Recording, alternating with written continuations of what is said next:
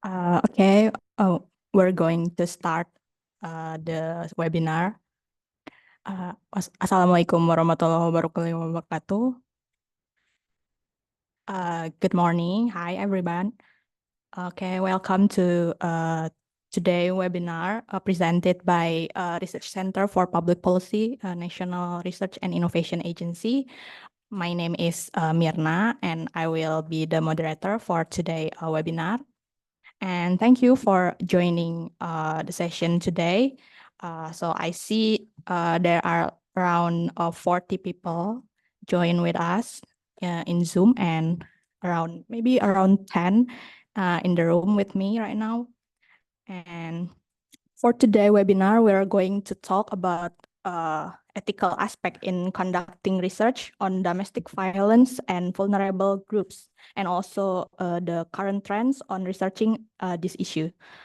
And here we actually have 3 special guests today, but yeah, and I will introduce them shortly. But before that, I'm going to review some of housekeeping for today webinar.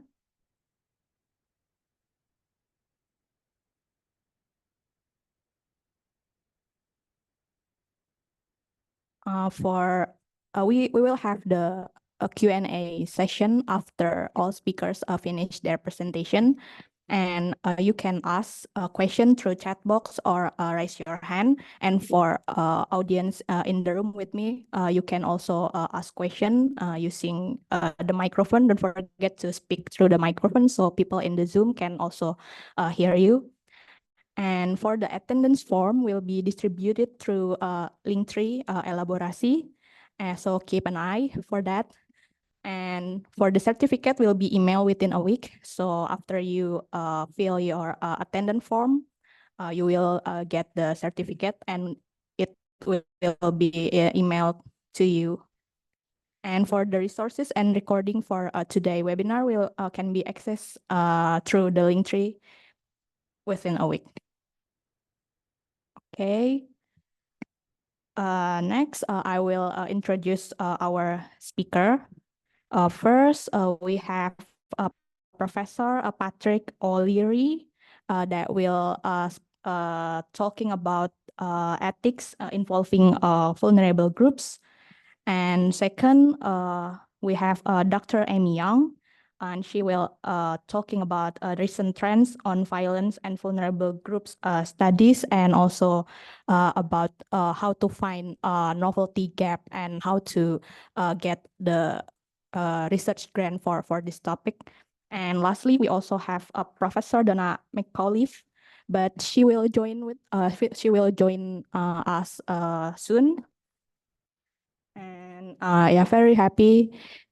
I will very happy to have these 3 speakers with us now and share their work and experience involving research on domestic violence and vulnerable groups. And first, we will hear from Professor Patrick, and you have 20 minutes to give your presentation.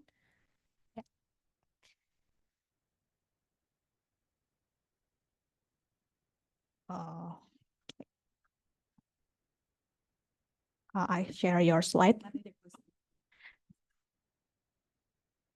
Okay. Salam alaikum, everyone.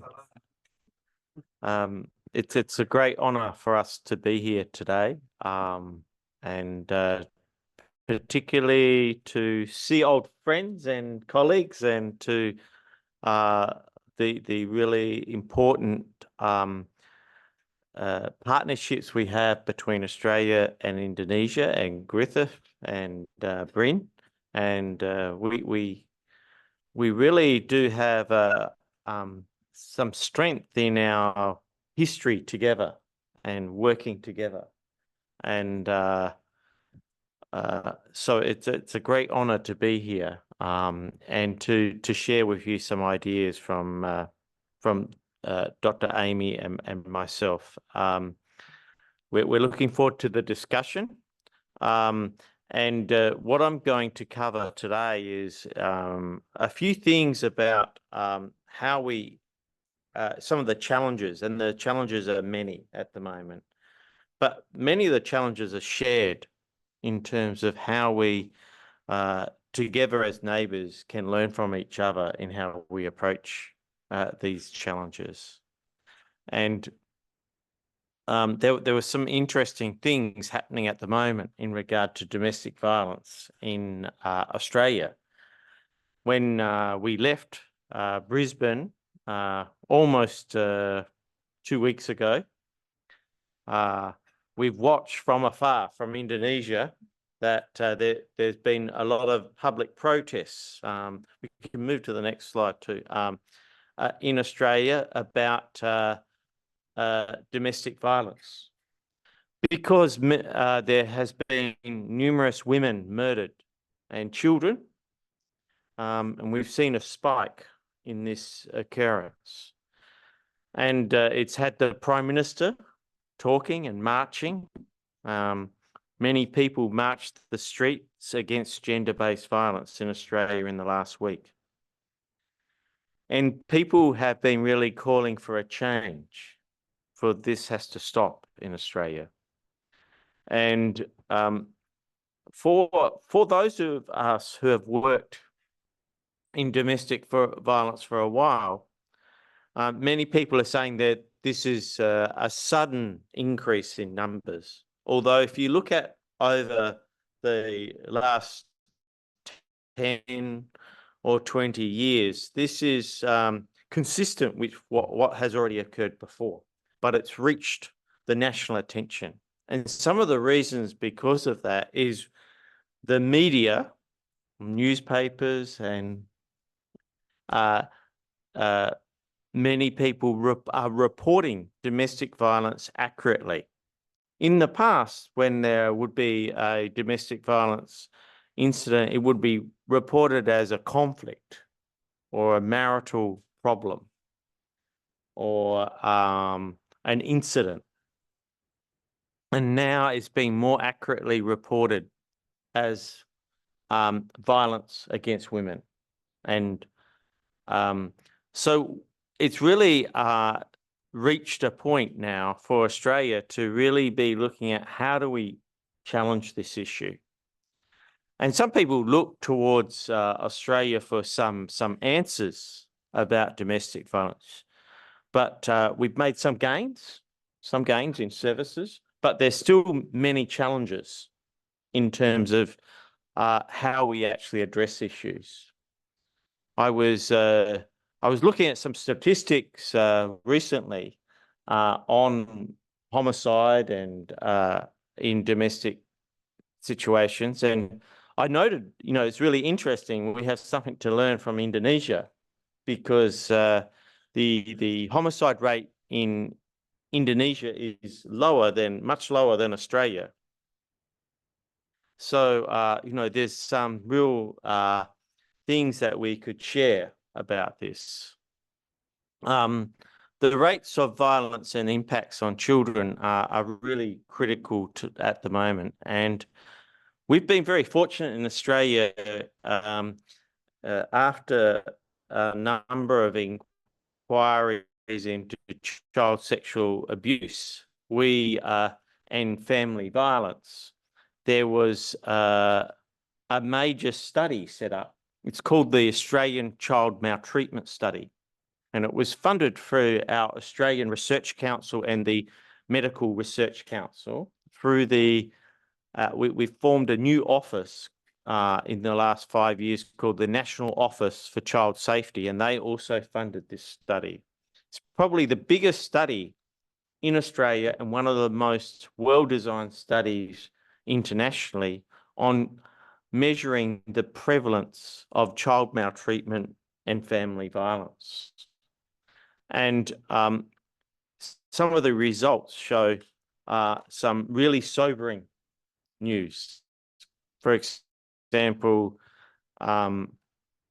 it surveyed over 8,000 people over the age of 18 who were asked about their experiences in childhood and their current experiences. And 1 in 6 women reported being physically or sexually abused by a partner. 1 in 18 men. And partner emotional abuse or psychological abuse, manipulation, 1 in 4 women, 1 in 7 men. Economic abuse, 1 in 6 women and 1 in 13 men. And a really interesting and important result is that nearly 40% in a survey of children had experienced witnessing or being subjected to domestic or family violence. And I know Amy will probably mention some of this a bit later, but this has really important implications for how children understand and move forward in their life in terms of their development and their own psychological and cognitive development, but also what that means in trauma. And we're starting to see that the relationship between intergenerational trauma and later abuse helps us understand some of the occurrence of abuse in families. I'll go to the next slide. This has meant that over this period of time, we've been developing a much more understanding on the an analysis of gender-based violence through an intersectional lens. So theorising domestic violence with greater complexity. So when I started my career as a social worker and working in this area, the women's movement and feminist approach to theory equated much of domestic violence due to gender inequity. And that remains true. But since that time, we've really become much more nuanced and detailed in the complexity of these issues. They are gendered. We see that very clearly in the statistics. But we also see that it intersects with other social issues, such as mental health, alcohol and other drugs in Australia, structural inequality. So in Australia, I know my colleagues who have spent time in Australia will know that there's some significant challenges for our Aboriginal community, our Indigenous community of Australia. And for example, Aboriginal women experience domestic violence and family violence, including homicide, at rates up to 2 to 3 times that of the rest of the population. So these show some really structural issues where it intersects with poverty, intersects with how discrimination, it intersects with where people live.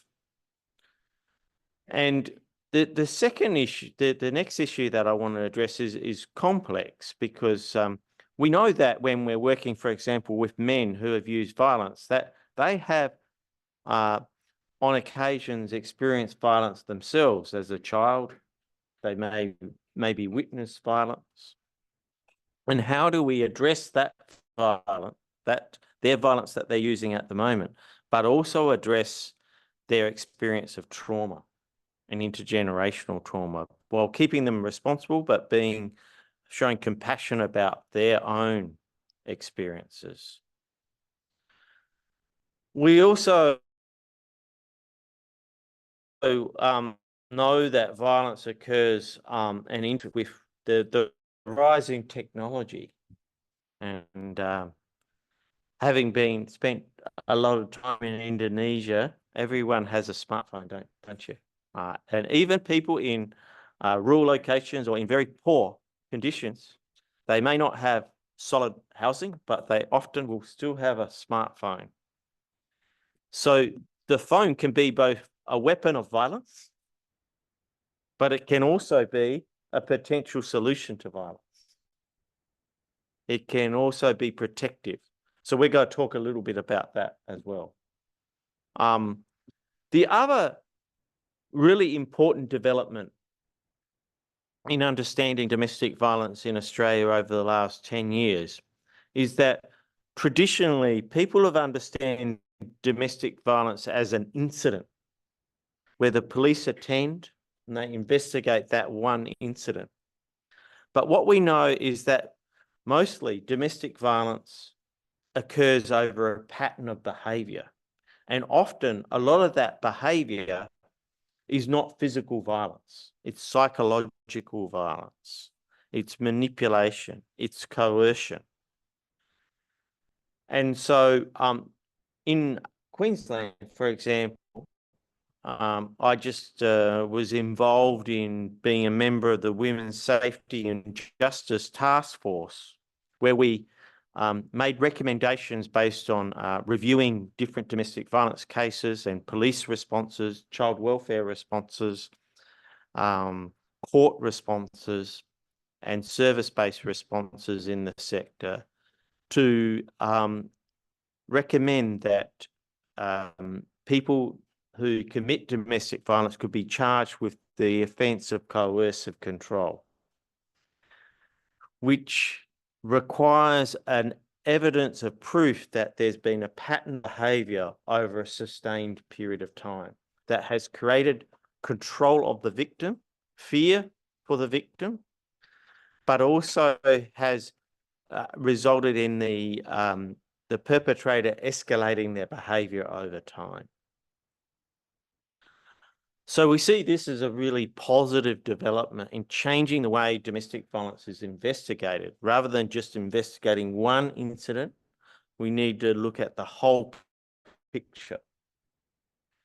For example, in Australia, we do find sometimes that police will attend one incident and they may, for example, arrest the woman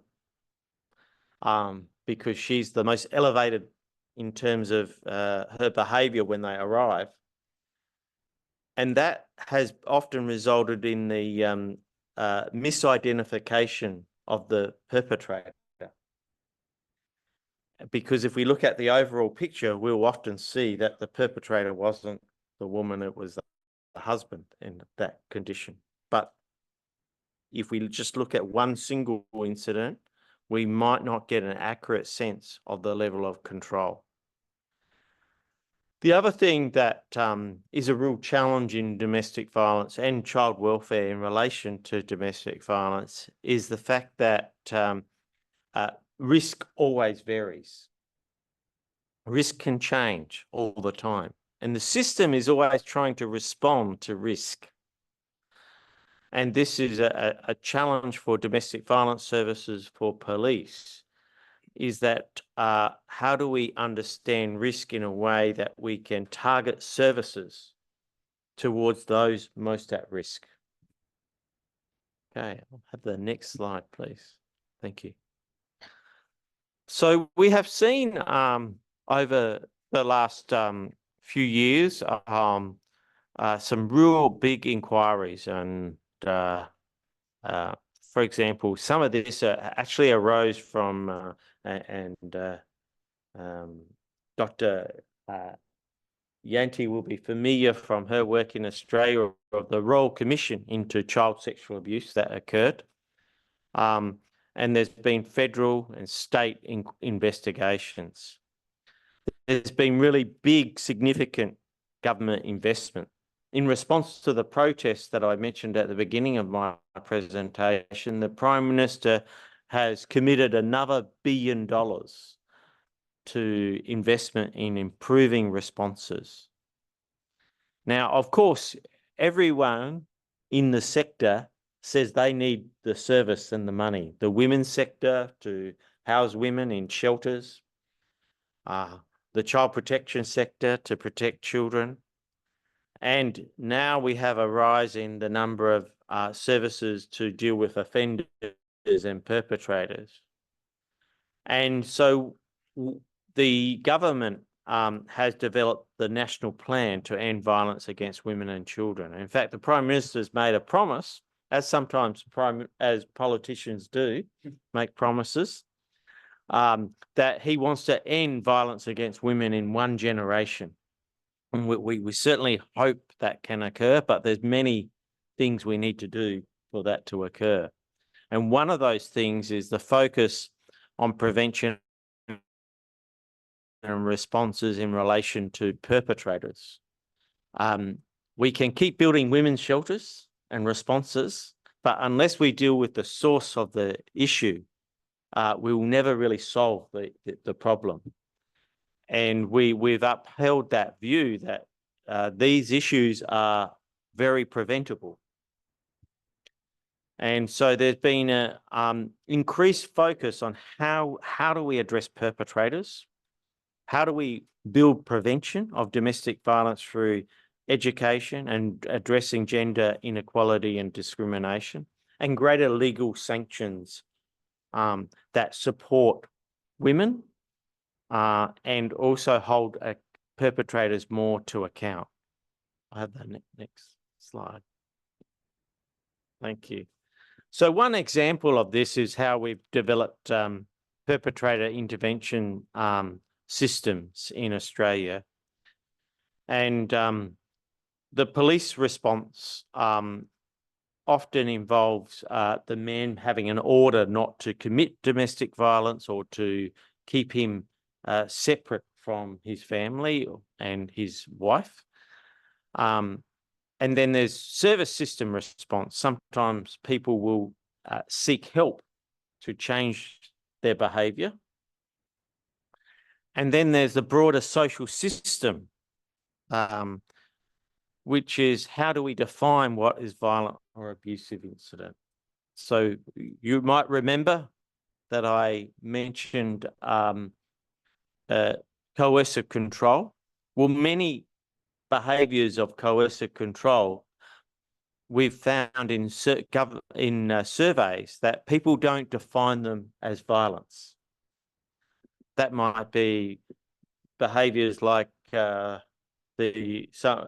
checking your partner's phone all the time, or checking, stopping them from seeing their friends, or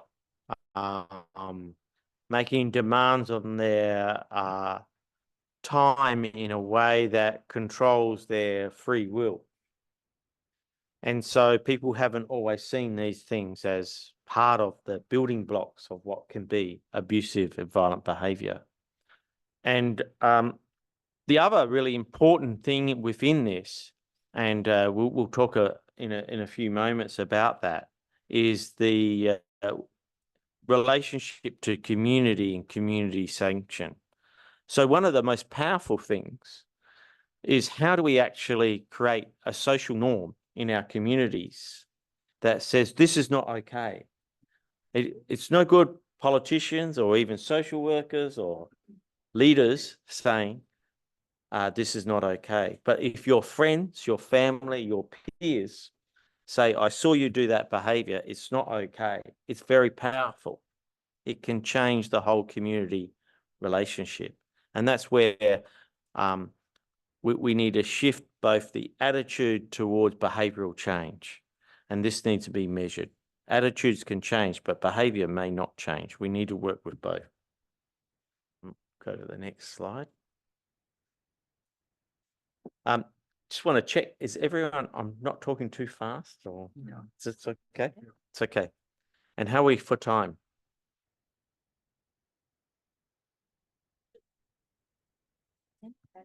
10 more minutes. Great. Great. So something that at Griffith we've been working on through the Disrupting Violence Beacon, which is a group of academics from many different disciplines. So we're both interdisciplinary, transdisciplinary, and multidisciplinary.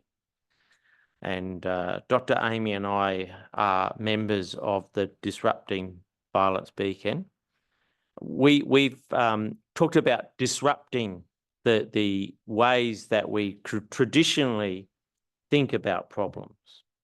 so that we can start to think about different paradigms, different praxis, and to think about innovation. So in the area of violence and perpetrators, we've been particularly interested in looking at the intersectionality of perpetrators. How do we respond to their multiple needs, not only their use of violence, but also that they may have mental health issues, they may have trauma issues, they may have addiction issues, and how do we build that towards a coordinated response? And that this might mean that we need to be much more guided by evidence. For example, in Australia, most intervention with perpetrators operate on an established model that's been operating for more than 20 years. It's called the Duluth model, and it's a feminist informed model. The values are very well positioned, but we have some doubts whether they actually address the change in behaviour on occasions. So, for example, just challenging men over their views of women or gender inequality may not actually always change behaviour.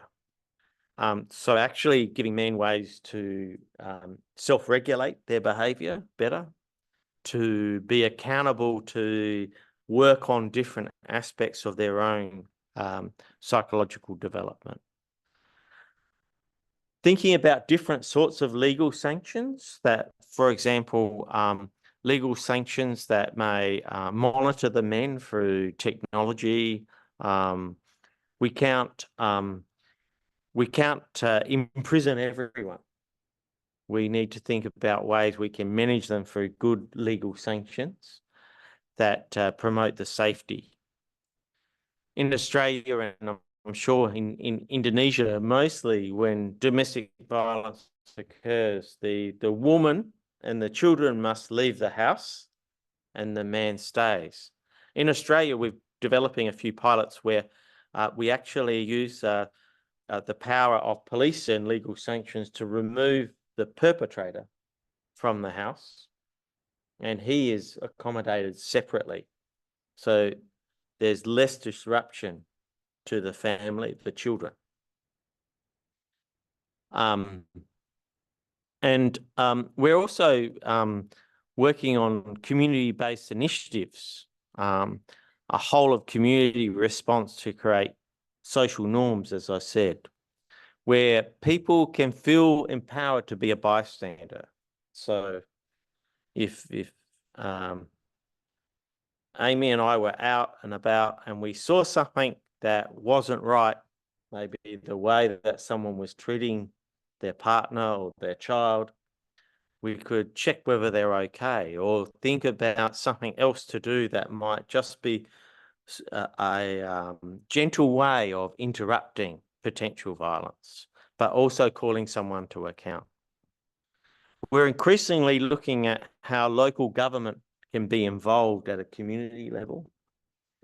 And again, the Disrupting Violence Beacon has involved corporate and business organisations, because we've really appreciated that there's some things governments can do, but there's also things that corporates and business corporations can do in their education of their employees, the sort of workplace culture they create that can have an influence on the community in terms of the prevention of domestic violence.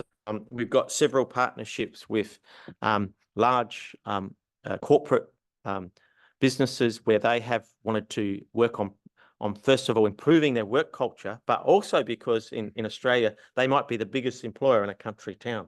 So they can also influence the occurrence of domestic violence and child abuse by educating their employees about how to behave, how to respect others, but also how to be a good bystander. And I think Amy will mention this a bit, more about technology as an intervention and prevention tool. One of the challenges in the rise in domestic violence reporting, and I say that very deliberately, I don't think we've necessarily seen a change in the prevalence of domestic violence, but we've seen a change in the reporting of domestic violence. And that has meant that we simply do not have enough human labour to intervene with everyone in a timely fashion. So we really do need to think about this in terms of using technology as an intervention and prevention tool. And realising the advancement of technology in Indonesia, but also your population and the needs.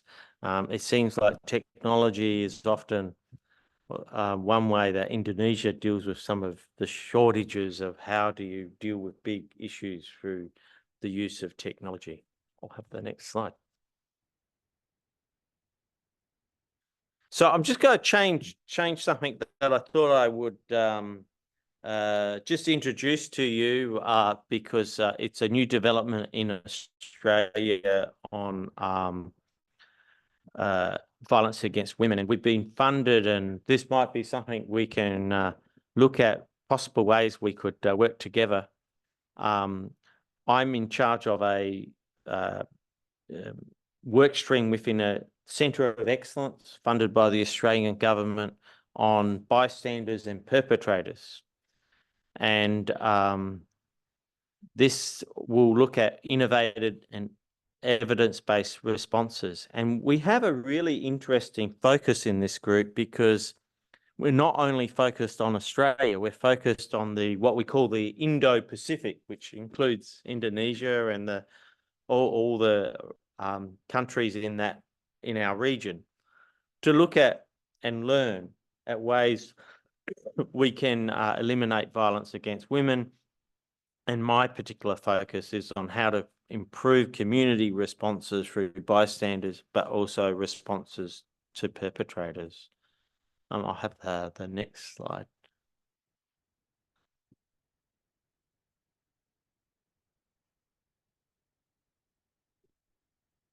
Oh, really? Okay, that's all right. I'll talk to the rest.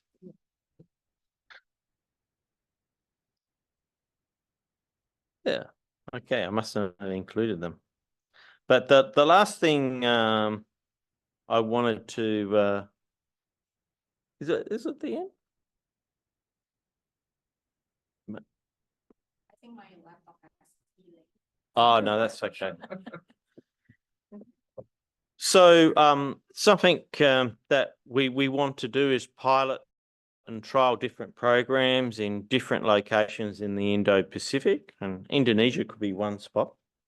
We want to conceptualize how people use violence and the pathway towards using violence, but also conceptualize the pathway away from use.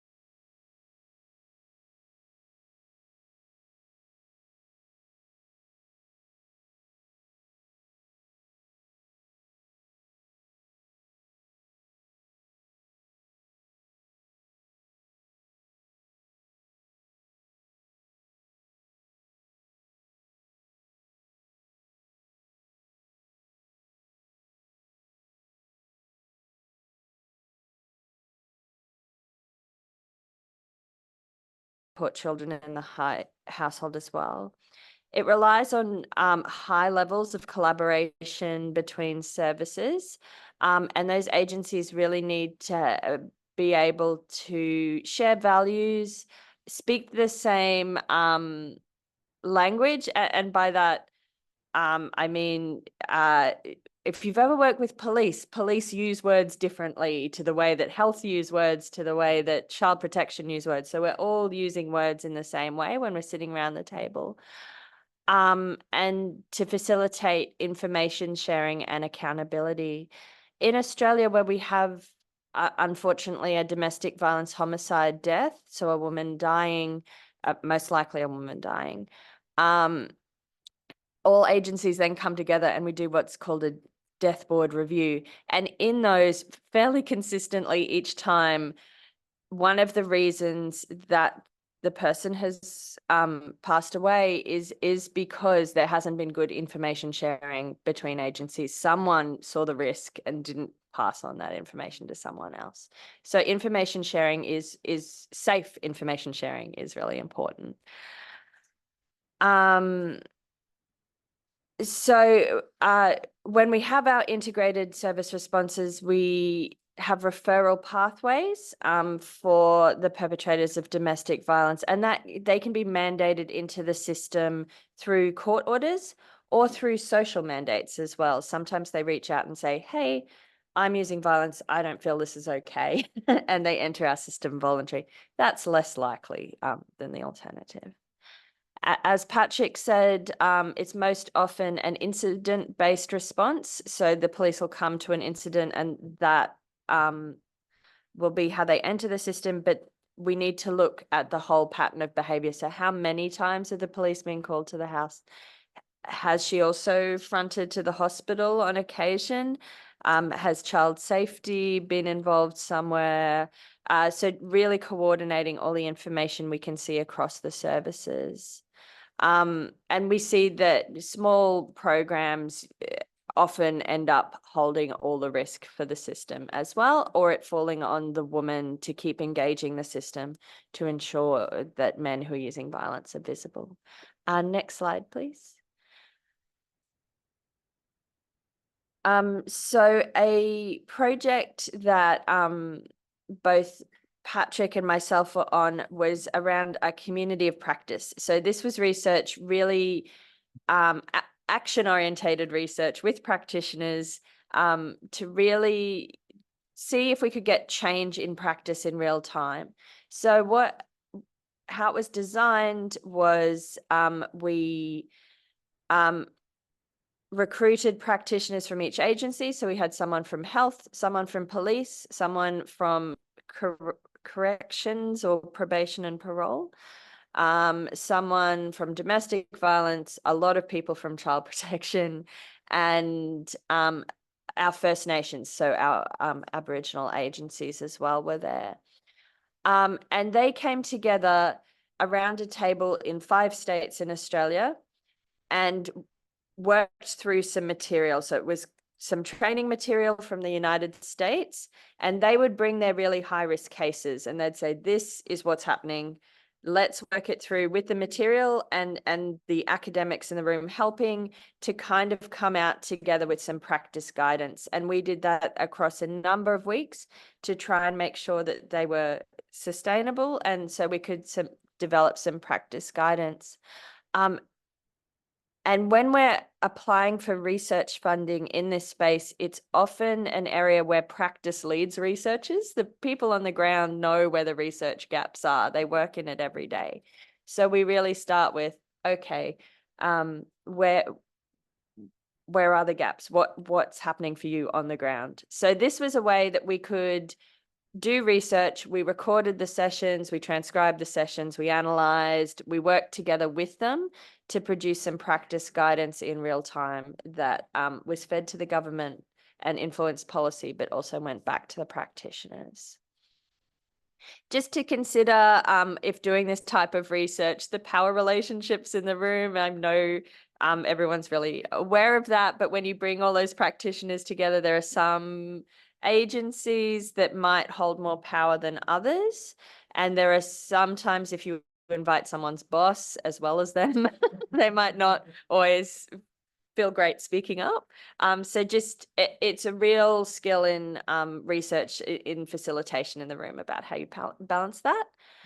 The other thing that really came out of that one was also exploring how safe workers felt in their jobs. So for child protection workers in particular, they didn't feel particularly safe learning the skills on how to engage a violent perpetrator about his behaviors. So a lot came up about worker safety in that research, and that's really important to consider when you're doing your research ethics, that sometimes this might trigger conversations you didn't think were going to happen, and how you might manage that in the room. So having some debriefing, having some follow-up conversations, and yeah, really supporting your participants, because we are responsible. We brought them together. We have to make sure no harm is done, or as mitigate any risk of harm. Next slide, please. So both Prof. Patrick and I do a lot of research with men using violence in Australia, especially violence in their homes. So we always try and make sure that we have multiple sources of data to ensure that the information is accurate. So when we're interviewing men, of course, they might not be open in discussing their use of violence. They might not want to tell us the whole extent. There's a lot of shame in their actions that we have to be aware of. So we always try and, as well as interviewing the men, so we do get their perspective, because we can't shift behaviors without understanding their perspectives. We also, where we can, always make sure we're talking to the partners safely and in a different space, but also getting what we can from the system. So asking the man if we can have access to his case files, or talking to practitioners who are working with the men about their experiences as well. So we're triangulating all the data to check what he's saying. We really try and focus on behaviors, not just attitudes. So the men we work with are very good. If I say, we have a survey called Attitudes Towards Women, and it says, should a man support his wife to work? And they will all say yes, because they know that that's what they think we want to hear.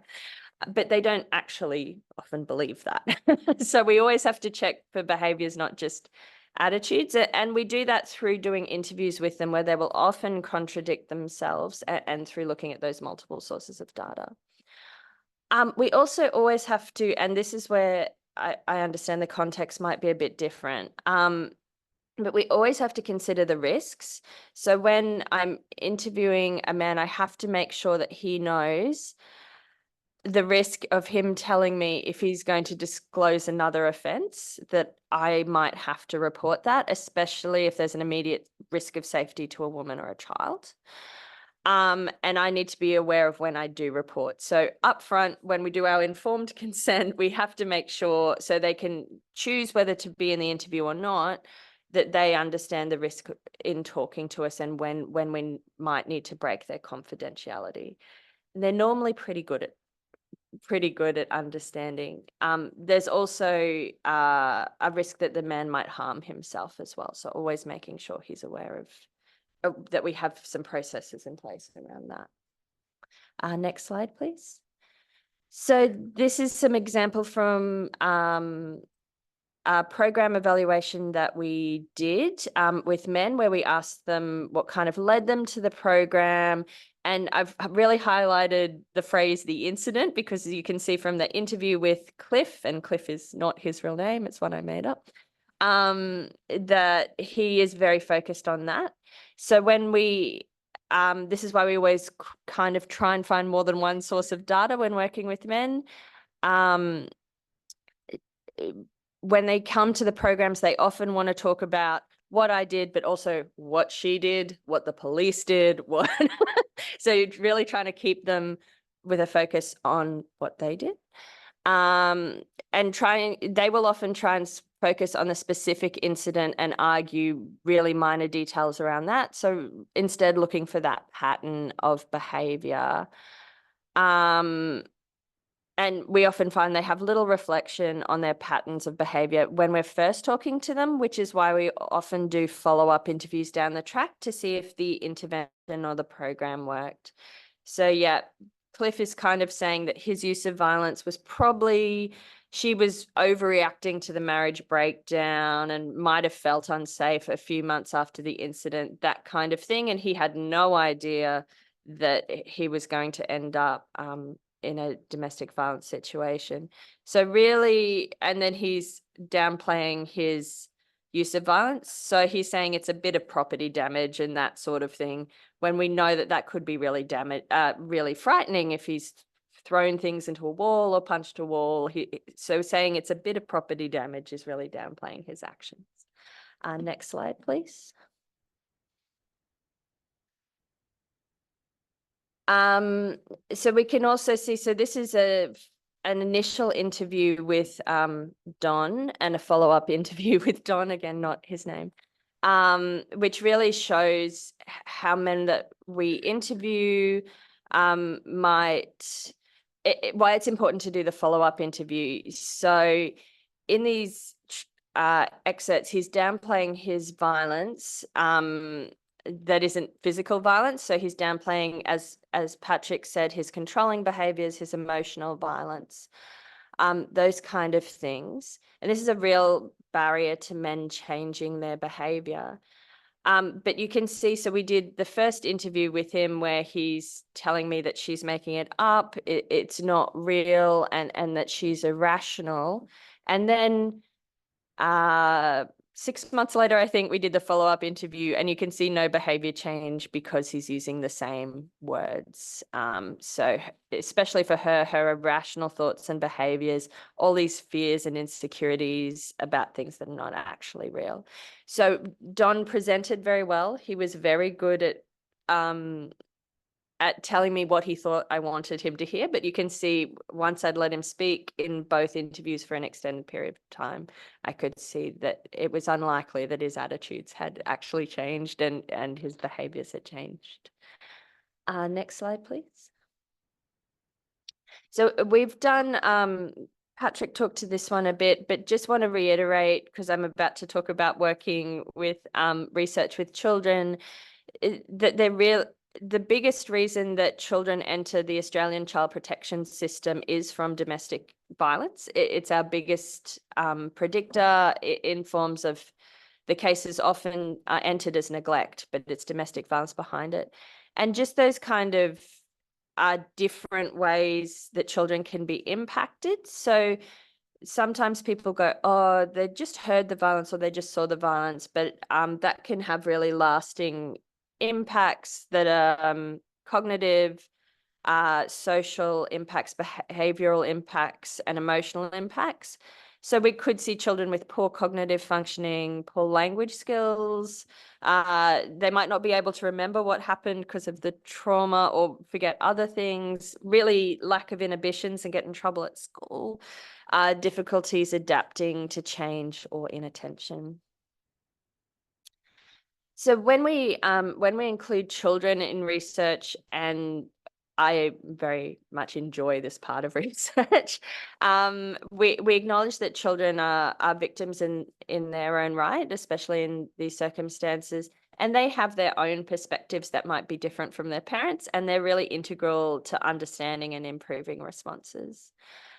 We ask, depending on the age of the child, so I'm about to give you a project example that's much older children, 16 to 18, but we ask the child to consent as well as making sure we have parental consent.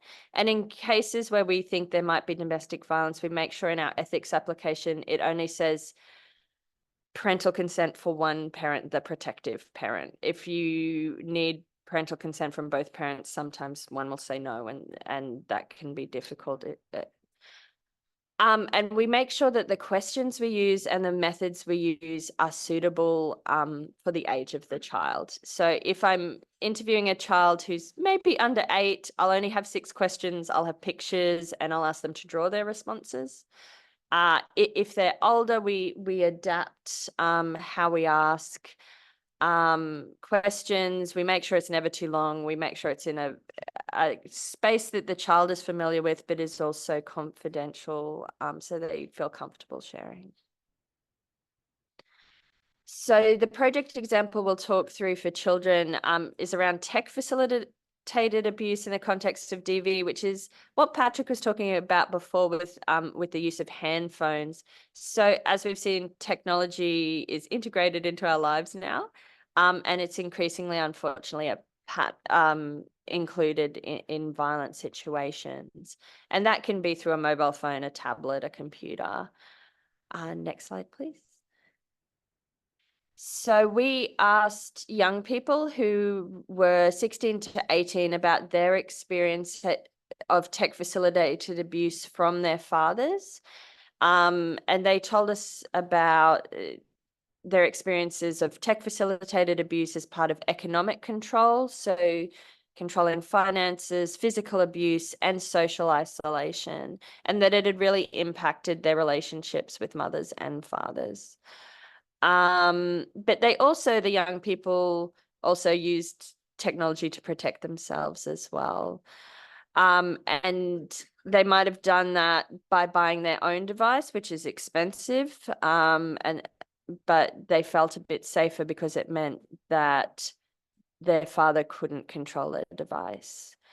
So you can see the quotes we got from the young people, really highlight their perspectives, which might be different from their mums. So Charlie at the top is talking about, because of his father's abuse, the impacts on his mum that he's seen, so that she's almost allergic to tech now. She doesn't want to use it because he hasn't allowed her access to tech in the past. From Elle, you can see the economic impacts. So she bought her laptop for school, and that makes her feel more secure, but that would have been quite expensive for her as well. And for Abby down the bottom, you can see that when she's describing her father, she's saying he'd just get mad. He could do things like block me getting messages. He's put an app on her phone that's used for babies and little kids, so he can see what's happening on her screen and what she's doing at all times. So if we hadn't interviewed the children, I know that they're not really children, they're a bit older, 16 to 18, we wouldn't have got those important perspectives in the study. Next slide, please. So just a bit more on that project. It helped us really understand the father's patterns of communication and abuse, and led us to make policy recommendations around that.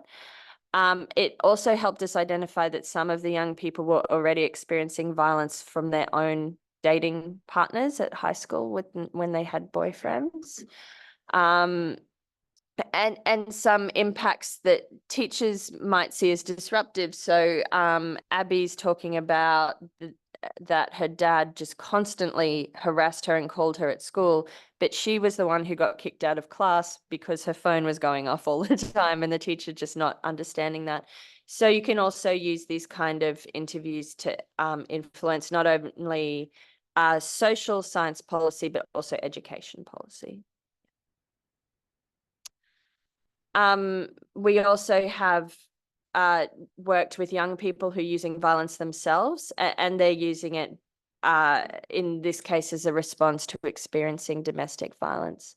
So just illustrating the two kind of quotes on screen. So Alex giving examples of how his stepdad, had physically harmed him, and Connor about how his family had received economic harm. So his dad had chosen to spend money on a bunch of tools every week instead of the essentials.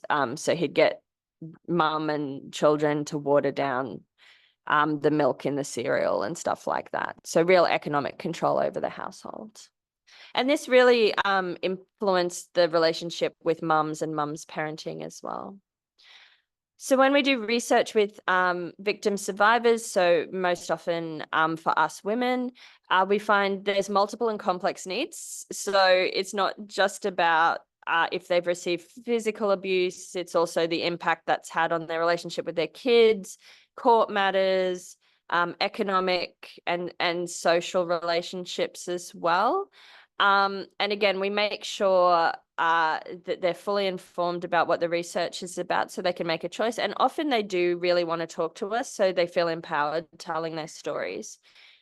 But we always make sure there's some debriefing options afterwards. So whether that's you stay and talk to a researcher and that researcher has those skills to do that debrief, or that we can link you in with other services if you aren't already, and just making a professional judgment on how we feel the interview has gone as well. Making sure they know they can stop at any time. They don't have to answer any question that makes them feel uncomfortable as well. And we make sure that all information is kept confidential. Next one. So these are kind of the things that services have to juggle when working with women who've experienced violence, but also researchers have to be aware of when we're trying to arrange the interview. So there might be ongoing violence from an adult perpetrator that we need to know about. They might want to bring their child to the interview or they'll need childcare. So we often have to juggle that.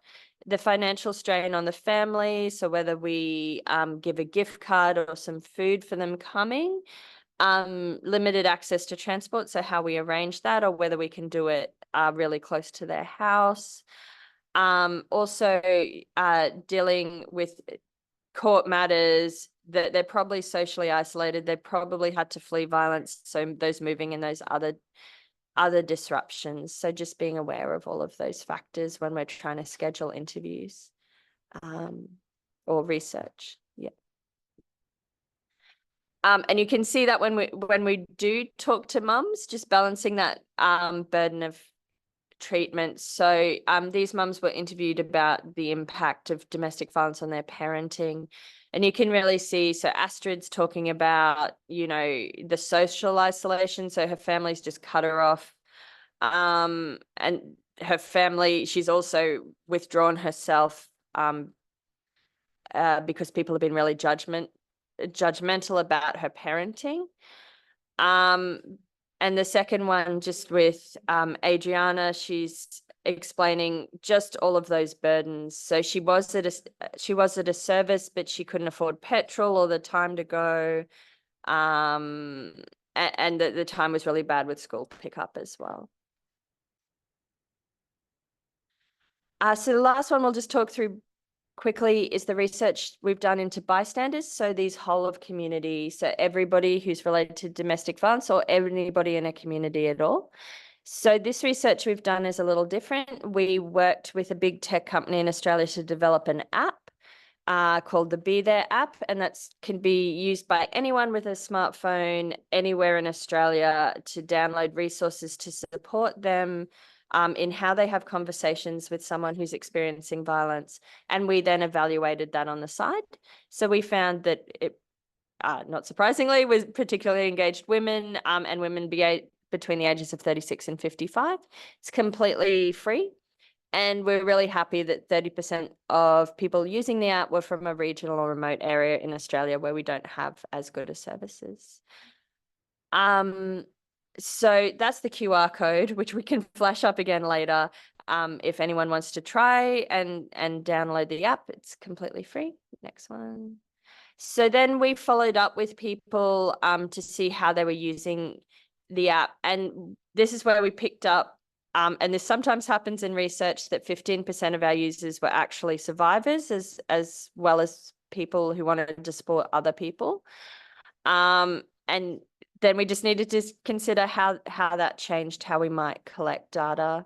And there's a couple of quotes on the screen from users as well. So how we did research with an app was when they downloaded the app, it asked them, do you want to take part in the research? And if they did, it did a quick intro survey and they registered with us. And then we were able to send them follow-up surveys and interview requests over the time that they were using the app. Excellent. Really happy to talk more about research ethics and working with these groups. So we've just popped up contact details for WhatsApp and email, but happy to stay now and have that discussion. Great. Thank you.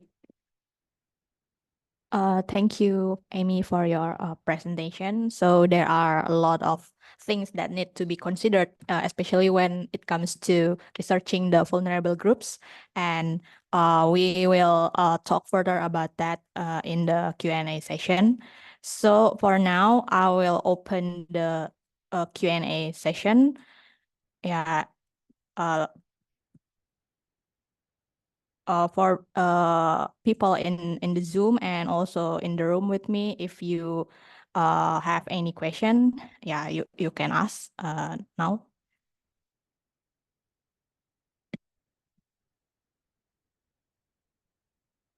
So while waiting for the audience to ask their question, I have a question for you, Amy. So you mentioned about the consent. Yeah, it is very important to obtain a consent from the research participant when it, especially when it comes to the researching the vulnerable groups.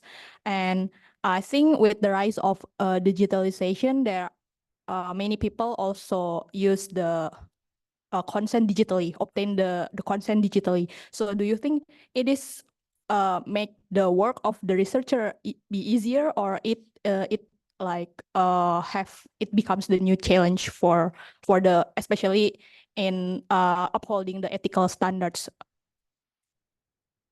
Yeah, I think with informed consent, we've just always got to double check that the people who have done it fully understand what they've consented to.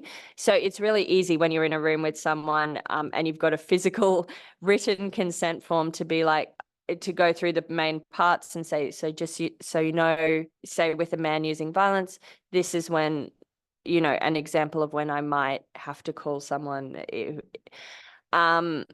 If it's online, it is harder to check. So it's harder to confirm that they know. And if you're doing something low risk, like a survey that's just getting feedback on an event, then that's totally fine. When it's a more high risk survey, then we really do have to check to make sure everyone understands. But as long as there's a way for them to withdraw at any time without penalty, so if they do feel uncomfortable, withdraw, or know that it will, what the impacts could be, so they can make that choice, it should be okay. I think the other thing just with digital consent is where it's stored. So making sure that, because the researcher then needs all those consent things, right? So making sure it's stored on a secure drive or secure hard drive, and that can be quite tricky with different software. So always lots of things to consider. Anything on digital consent? No. Okay, I'll turn your microphone on. Okay, thank you. Me and technology.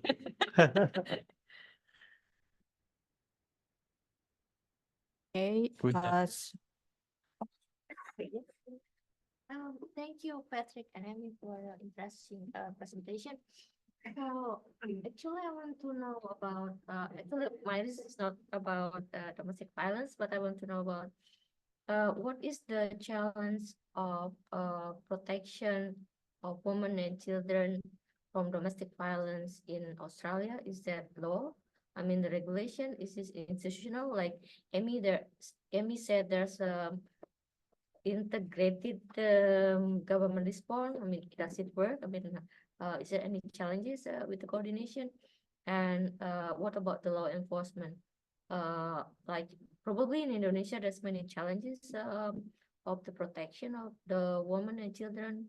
I mean, we're failing to protect them in some level, probably because of culture or because of religion or because of patrilineal thing, like or because of the law itself failed to protect. So what about the experience of Australia in combating or reducing this domestic violence against women and children?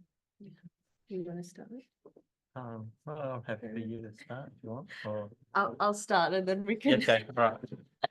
Yeah, look, we have, thank you for the question. We have the integrated response, and it looks different in each area. So for us in Brisbane, we have an integrated response, and there will be one agency who coordinates it, and they meet multiple times a week. And if there's a really high risk case with risk of death in particular, they will meet multiple times in a day.